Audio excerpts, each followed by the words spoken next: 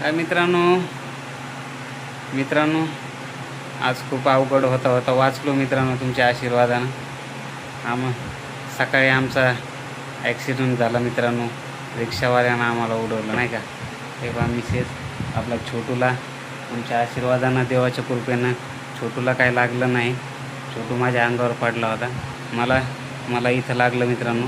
इथं लागलं आहे. हे बघा, हे हाताला पूर्ण खरचटलं आहे. हे बघा, इथं पण पायाला लागलं आहे आणि ह्या पायाला पण लागलं आहे. म्हणजे भरपूर डॅमेज झालं आहे मित्रांनो. खूप अवघड. आता काय रडू का हसू मलाच कळेना. कसं आहे, शक्यतो या कंडिशनमध्ये मी गाडी चालवायला नाही पाहिजे. पण मित्रांनो कसं आहे, परिस्थिती आपली थोडीशी अवघड असल्यामुळं आपण जवळ असलं तर जातोच गाडीवर.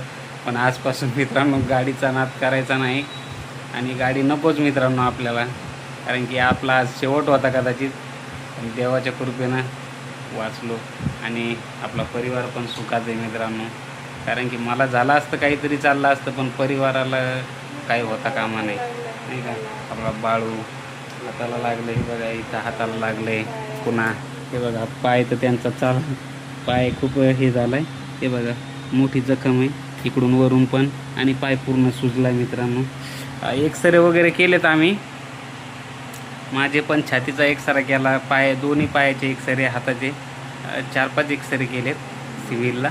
पण काय डॉक्टर म्हणे नॉर्मल आहे. इंजेक्शन दिले फक्त आम्हा दोघांना पण, ते वातीचे इंजेक्शन दिले दोघायला पण. आणि आम्ही घाटीला का गेलो मित्रांनो, कारण की आपल्याला तक्रार करायची होती नाही का. आणि दुसऱ्या हॉस्पिटलला गेल्यावर तक्रार होत नाही. त्यामुळं आम्ही सुरुवातीला गेलो होतो प्रायव्हेटलाच. पण ते म्हणे इथं तुमचा इलाज ट्रीटमेंट नाही करता येणार, तुम्हाला जर तक्रार करायची असेल तर सिव्हिलला जावं लागेल. म्हणून आपण सिव्हिलला गेलो होतो.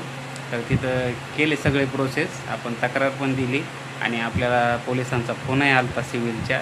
तर त्यांनी आपल्याला विचारपूस केली, कुठं झालं, काय झालं, किती वाजता झालं नाही का.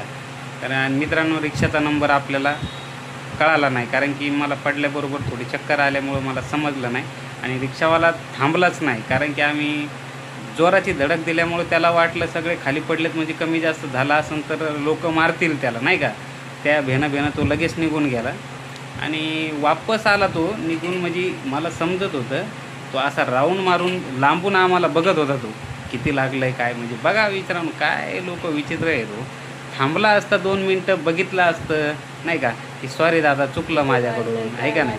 कारण की छोटा मुलगा होता, आम्ही पडलो, विचारपूस करायला काय आपण तसं काय हे नसतं केलं. जाऊ दे म्हटलं असतं बाबा, काय तुला वाटलं तर तू फक्त आम्हाला सिव्हिलला नेऊन फर्स्ट ID तर करून देऊ शकत होता ना.